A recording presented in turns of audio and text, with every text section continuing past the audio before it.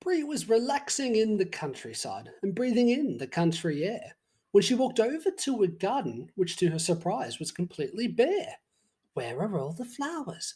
Why aren't there any I can see?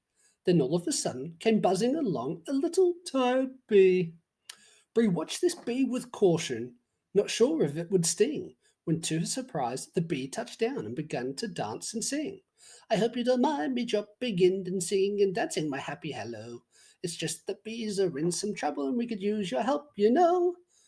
Bree knew she had to help the bee and decided to take a chance. But first she simply had to ask, what's with the song and dance? The bee gave a little chuckle and explained bees dance to communicate. He also said there's a problem affecting bees. There aren't enough flowers to pollinate.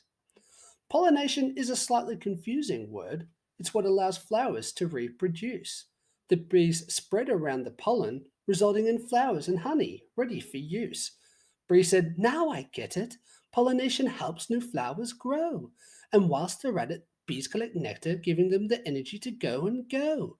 I will plant some roses and lilies and other flowers so divine. I will have you and your friends fit as a fiddle and eating nectar all the time. The bee definitely looked more cheerful, but Bree could tell he was still a little sad. She asked the bee what was wrong. Don't these beautiful flowers make you glad?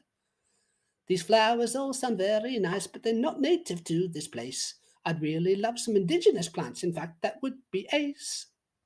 A plant that could be found naturally is native. It is the real McCoy. It would have been there before people came along. It was not introduced by a girl or boy.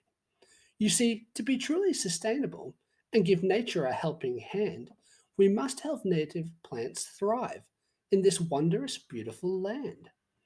Bree knew what she had to do and started researching which plants were best. The bee watched on in amazement. He was very clearly impressed. Bree selected her plants most carefully. Which ones do you think she chose? She then fetched a spade and bucket and brought out the garden hose. Bree also considered her safety and wore gloves and a floppy hat. She had long sleeves and sunscreen, as well as boots and a kneeling mat. She planted her plants with care and gave them water to help them thrive. The bee looked on with happy tears, for Bree had surely saved his hive. Bree knows it's important to help nature, and that doing this requires careful thought. What have you learnt from Bree and the bee? What lesson has been taught?